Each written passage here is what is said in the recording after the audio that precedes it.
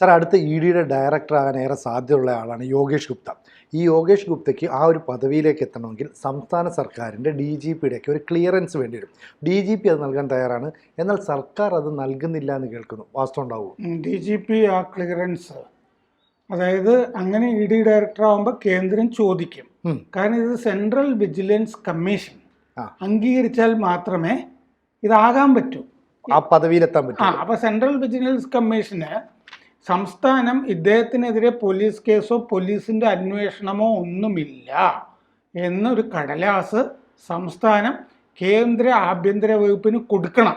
ആ ക്ലിയറൻസ് ഉണ്ടെങ്കിലേ ആ പദവിയിൽ ഇപ്പോൾ ഒരാൾ താൽക്കാലിക ഡയറക്ടറുടെ ചുമതല വഹിച്ചു വരികയാണ്. കാരണം 1.5 മാസമായിട്ട് 7 കത്തുകൾ അമിത്ഷായുടെ വകുപ്പിൽ നിന്ന്, കേന്ദ്ര ആഭ്യന്തര വകുപ്പിൽ നിന്ന് കേരളത്തിന് കിട്ടിയിട്ടുണ്ട്. ഇദ്ദേഹത്തിനെ ക്ലിയർ ചെയ്ത് കടലാസ് അയക്കണം എന്ന് പറഞ്ഞിട്ട്. അതിൽ പക്ഷേ ED ഡയറക്ടറാക്കാൻ പോവുകയാണെന്നൊന്നും അതിൽ പറഞ്ഞിട്ടില്ല. ഇവിടെ ഒരുപാട് പുലിവാലുകൾ, കാരണം ഈ സർക്കാരിനെ വളരെ മാന്യനായിട്ടുള്ള ഒരാളാണ് ഈ യോഗേഷ് ഗുപ്ത. EDയിൽ നേരത്തെ ജോലി ചെയ്തിട്ടുണ്ട്, കൽക്കട്ടയിലെ CBIയിലും ഒക്കെ ജോലി ചെയ്തിട്ടുണ്ട്. ശാരദ ചിറ്റ് ഫണ്ട് കേസൊക്കെ ഇല്ലേ അവിടുത്തെ, ഇതൊക്കെ കൈകാര്യം ചെയ്തിട്ടുള്ള ആളാണ്. വളരെ ഇതുപോലെ ഇത്രയും അനുഭവമുള്ള ഒരാള് ED ഡയറക്ടർ ആകാനായിട്ട് വേറൊരാളില്ല, കേരള കേഡറിൽ തീരെയില്ല. ഇതിലൊക്കെ ജോലി ചെയ്ത് ഇത്രയും കേസും ഒക്കെ കൈകാര്യം ചെയ്ത് അതാണല്ലോ എന്തെങ്കിലും ഒരു കാര്യം പറഞ്ഞ ഉടനെ അതിങ്ങനെയാണ് എന്ന് പറയാൻ പറ്റുന്ന ഒരാളാണ്. ചാർട്ടേഡ് അക്കൗണ്ടന്റ് ആണ് അദ്ദേഹം. അത് കഴിഞ്ഞിട്ടാണ് IPSലേക്ക് വരുന്നത്. കേരളത്തിൽ DGP ആകാൻ പട്ടികയിലുള്ള 3 പേരിൽ ഒരാളാണ് യോഗേഷ് ഗുപ്ത. യോഗേഷ് ഗുപ്ത എൻ്റെ ഓർമ്മയിൽ 2 കൊല്ലം മുമ്പ് വരെ കൊൽക്കത്തയിലായിരുന്നു. അതിനുശേഷം വീണ്ടും തിരിച്ചു വന്നതാണ് കേരള കേഡറിലേക്ക്. അത് കഴിഞ്ഞപ്പോ ഇവിടെ ആദ്യം നിയമനം കിട്ടിയത് ബിവറേജസ് കോർപ്പറേഷന്റെ MD ആയിട്ട് ആണ്. അത് കഴിഞ്ഞ് വിജിലൻസിലും ഒക്കെ വന്നിരുന്നു. ഈ സർക്കാരിന് പിടിക്കാത്തത് ഈ PP ദിവ്യയുടെ ഒരു ബിനാമി കമ്പനി, അതിലേക്ക് ഇദ്ദേഹം വിജിലൻസ് ഡയറക്ടറായിരുന്നപ്പോൾ പിടിമുറുക്കി. ദിവ്യയുടെ ഭർത്താവ്, ഒരു സുഹൃത്ത് എന്നൊക്കെ പറഞ്ഞിട്ടൊരു കമ്പനി അന്വേഷണത്തിന് FIR ഒക്കെ ഇടാനും ഒക്കെ ഉത്തരവിട്ടു. അപ്പൊ അങ്ങനെ കുറച്ച് അദ്ദേഹം അങ്ങനെ ചെയ്യുള്ളൂ. സർക്കാരിനോടുള്ള വിരോധമല്ല, എന്താണ് സ്ട്രെയിറ്റ് ആയിട്ടുള്ള ജോലിയുള്ള നീതി എന്താന്ന് വെച്ച് കഴിഞ്ഞാൽ അത് ചെയ്യുന്ന ഒരാളാണ്. അപ്പോൾ 1.5 മാസമായി ഈ അയച്ചിട്ടും ഇതുവരെ ക്ലിയറൻസ് കൊടുത്തിട്ടില്ല. അദ്ദേഹം ED ഡയറക്ടർ ആകരുത് എന്ന് പിണറായി സർക്കാരിന് വലിയ നിർബന്ധം. അപ്പോൾ കേന്ദ്ര ആഭ്യന്തര മന്ത്രാലയം ഈ മാസപ്പടി കേസ്, കരുവന്നൂര്, ഇത്തരം കേസുകളിലും ഒക്കെ ആയിട്ട് ബന്ധപ്പെട്ട് കുറേ നടപടികൾ അദ്ദേഹം എടുത്തിട്ടുണ്ട്. അപ്പോൾ പോലീസ് മേധാവി ദർവേഷ് സാഹിബ് അദ്ദേഹം ഈ ക്ലിയർ ചെയ്യുന്ന സർട്ടിഫിക്കറ്റ് സർക്കാരിന് കൊടുത്താണ്. ചീഫ് സെക്രട്ടറിയാണ് അത് അയക്കേണ്ടത്. ചീഫ് സെക്രട്ടറിക്ക് അയക്കാൻ മുമ്പത്തെ ബുദ്ധിമുട്ടില്ലായിരുന്നു എന്നാണ് മനസ്സിലാക്കുന്നത്. പക്ഷെ സർക്കാർ ഇടപെട്ട് അത് കൊടുക്കണ്ട എന്ന് പറഞ്ഞിരിക്കുന്നതാണത്. അപ്പോൾ മറ്റ് സംസ്ഥാനങ്ങളിൽ ഈ പോലീസ് ചീഫ് കൊടുത്താൽ മതി. പക്ഷെ കേരളത്തിൽ കീഴ്വഴക്കം കുറേ നാളായിട്ട് ഇത് സർക്കാരാണ് കൊടുക്കുക. DGP നേരിട്ട് അയക്കുന്ന പരിപാടി ഈ സംസ്ഥാനത്തില്ല എന്നാണ് മനസ്സിലാകുന്നത്. അപ്പോൾ ഇപ്പോൾ എന്താണ് ചെയ്തിരിക്കുന്നത് ഈ യോഗേഷ് ഗുപ്ത? സാധാരണ സിനിജിക്കും ഒക്കെ വല്ല പരാതിയൊക്കെ ഉണ്ടെങ്കിൽ മുഖ്യമന്ത്രിയുടെ പരാതി പരിഹാര സെല്ലിൽ പരാതിപ്പെടില്ലേ? പൊതുജന പരാതി പരിഹാര സെൽ. അതില് യോഗേഷ് ഗുപ്ത, അദ്ദേഹം DGP റാങ്കിലുള്ള ആളാണ്. അദ്ദേഹം ഒരു സാധാരണ പൗരനെ പോലെ ഇങ്ങനെ എനിക്ക് ക്ലിയറൻസ് കിട്ടിയിട്ടില്ല എന്ന് പറഞ്ഞ് മുഖ്യമന്ത്രിയുടെ പരാതി പരിഹാര സെല്ലിൽ പരാതിപ്പെട്ടിരിക്കുകയാണ്. അതൊരു വലിയ കാര്യമല്ലേ അത്? ഇങ്ങനൊരു സംഭവം നടാടെയാണ് കേരളത്തിൽ. ഒരു DGP തന്നെ മുഖ്യമന്ത്രിയുടെ, DGP റാങ്കിലുള്ള ഒരു ഉദ്യോഗസ്ഥൻ, IPS ഉദ്യോഗസ്ഥൻ മുഖ്യമന്ത്രിയുടെ പരാതി പരിഹാര സെല്ലിൽ പരാതിപ്പെട്ടിരിക്കുന്നു. എന്തൊരു സംസ്ഥാനമാണിത് അല്ലേ? അതെ. അപ്പോൾ ഈ ഇങ്ങനൊരു സംഭവം ആദ്യമാണ്. അപ്പോൾ EDയുടെ മേധാവിയാകുന്നത് ഇങ്ങനെയെങ്കിലും തടയാൻ പറ്റുമോ എന്ന് നോക്കുകയാണ് അവർ. അത് കേന്ദ്രം എന്താണ് അതിൽ ചെയ്യാൻ പോകുന്നതെന്ന് നമുക്കറിയില്ല. ജൂൺ 1 ആണ് യോഗേഷ് ഗുപ്ത മുഖ്യമന്ത്രിയുടെ പരാതി പരിഹാര സെല്ലിൽ പരാതിപ്പെട്ടിരിക്കുന്നത്. ഇപ്പോൾ 2 ആഴ്ച കഴിഞ്ഞു. അപ്പോൾ CBIയിൽ ഗുപ്ത 5 കൊല്ലം ഉണ്ടായിരുന്നു, EDയിൽ 7 കൊല്ലം ഉണ്ടായിരുന്നു. 2 സ്ഥലത്തും പ്രവർത്തിച്ചതാണ്. ED സ്പെഷ്യൽ ഡയറക്ടറായിരുന്നു കൊൽക്കത്തയിൽ EDയുടെ.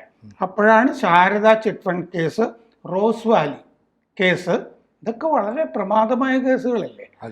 പിന്നെ സീഷോർ ചിറ്റ് ഫണ്ട്, ഇങ്ങനെ 3 ചിറ്റ് ഫണ്ട് കുംഭകോണങ്ങൾ അന്വേഷിച്ച് 3 ചിറ്റ് ഫണ്ടുകളും പൊളിച്ച ആളാണ് അദ്ദേഹം.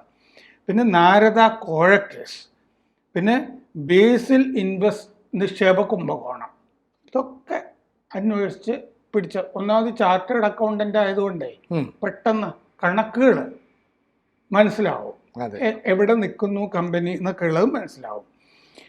കേരളത്തിൽ നിന്ന് ഇതിന് ED ഡയറക്ടറാകാൻ യോഗ്യതയും അർഹതയുള്ളത് യോഗേഷ് ഗുപ്ത മാത്രമാണ്. ഏപ്രിൽ 24-നാണ് ആദ്യം കേന്ദ്ര ആഭ്യന്തര മന്ത്രാലയം കേരളത്തിന് കത്ത് കൊടുക്കുന്നത്. യോഗേഷ് ഗുപ്തയുടെ ഈ ക്ലിയറൻസ് സർട്ടിഫിക്കറ്റ് വേണം എന്ന് പറഞ്ഞത്. ചീഫ് സെക്രട്ടറി പോലീസ് ചീഫിൽ നിന്ന് ദർവേഷ് സാഹിബിൽ നിന്ന് കത്ത് വാങ്ങി ഇത്, പക്ഷെ കേന്ദ്രത്തിന് അയച്ചില്ല. ഈ ക്ലിയറൻസ് കിട്ടിയാൽ CVCക്ക് ആ ക്ലിയറൻസ് അയച്ചു കൊടുക്കും കേന്ദ്രം. കേന്ദ്ര റവന്യൂ സർവീസിലെ രാഹുൽ നവീനാണ് ഇപ്പൊ EDയുടെ ഇടക്കാല ഡയറക്ടർ.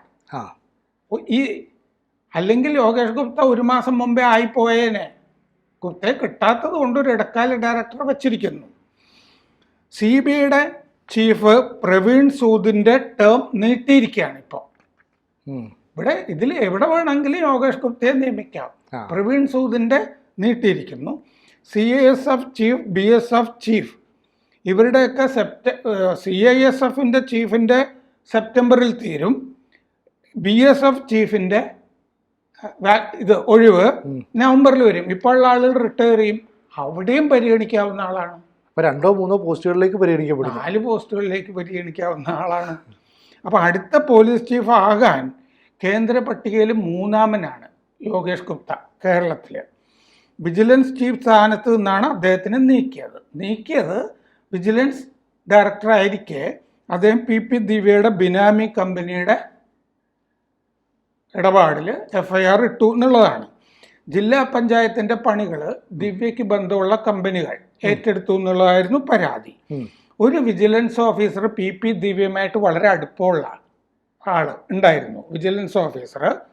അയാളുടെ സഹോദരൻ ആ ബിനാമി കമ്പനിയിൽ ഉണ്ടായിരുന്നു, ദിവ്യയുടെ ഭർത്താവും ഉണ്ടായിരുന്നു. എന്നിട്ട് കണ്ണൂർ പാലക്കയം തട്ടിൽ ഭൂമി വാങ്ങി ആ കമ്പനിക്ക് വേണ്ടി.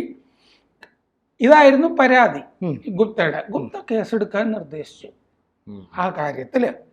അപ്പോൾ വിജിലൻസ് അറസ്റ്റ് ചെയ്ത ഒരു ഫോറസ്റ്റ് റേഞ്ച് ഓഫീസറെ എന്താ പറയുക, നീക്കിക്കൊടുക്കാൻ, കേസിൽ നിന്ന് ഒഴിവാക്കി കൊടുക്കാൻ, അതും ഗുപ്ത വഴങ്ങിയില്ല. ഒരു റേഞ്ച് ഓഫീസറുടെ കാര്യത്തിൽ പ്രത്യേക താല്പര്യം ഉണ്ടായിരുന്നു സർക്കാരിന്, അതും ചെയ്തു കൊടുത്തില്ല. ആ കേസുമായിട്ട് മുന്നോട്ട് പോകാൻ തന്നെയായിരുന്നു അദ്ദേഹം ശുപാർശ ചെയ്തത്. അപ്പോൾ ഇതാണ് ഇപ്പോഴത്തെ. എന്നിട്ടിപ്പോൾ ഫയർ ആൻഡ് റെസ്ക്യൂ ചീഫ് ആക്കിയാണ് വിജിലൻസിൽ നിന്ന് മാറ്റിയത് 9 മാസം മുമ്പ്. ഫയർ സർവീസിൽ അതെ, അതിന് DGP തലപ്പത്തേക്ക് വരാൻ അല്ലേ? അതെ, അതായിട്ടാണ്. ശരിക്കും പറഞ്ഞാൽ ഇപ്പോൾ EDയുടെ തലപ്പത്തേക്ക് ഇദ്ദേഹം വന്നു കഴിഞ്ഞാൽ സ്വാഭാവികമായിട്ടും എടുക്കുന്ന നടപടികളിൽ പലതും കേരള സർക്കാരിന് അതൃപ്തി ഉണ്ടാക്കുന്നതായിരിക്കാം എന്നൊരു ഭയം കാണില്ലേ? അല്ല, അതൃപ്തി എന്നുള്ളത് നിൽക്കട്ടെ, ശരിക്കും ചെയ്യേണ്ടത് എന്താണ്? കാരണം അദ്ദേഹം ഈ കോഴയുമായിട്ടൊന്നും ബന്ധപ്പെടുന്ന ആളല്ല. അപ്പൊ നിയമപരമായി ചെയ്തു കൊടുക്കണമായിരുന്നു. പക്ഷെ ചെയ്തു കൊടുക്കാത്ത ഒരു പക്ഷെ സർക്കാരിന് ഭയമുള്ളതുകൊണ്ടാവില്ലേ? കേരളത്തിലെ ഒരു പത്രത്തിൽ നിന്ന് തന്നെ അദ്ദേഹത്തിനെ കൊൽക്കത്തയിൽ സമീപിച്ച കാര്യമൊക്കെ എനിക്കറിയാം. അദ്ദേഹം വഴങ്ങിയിട്ടില്ല.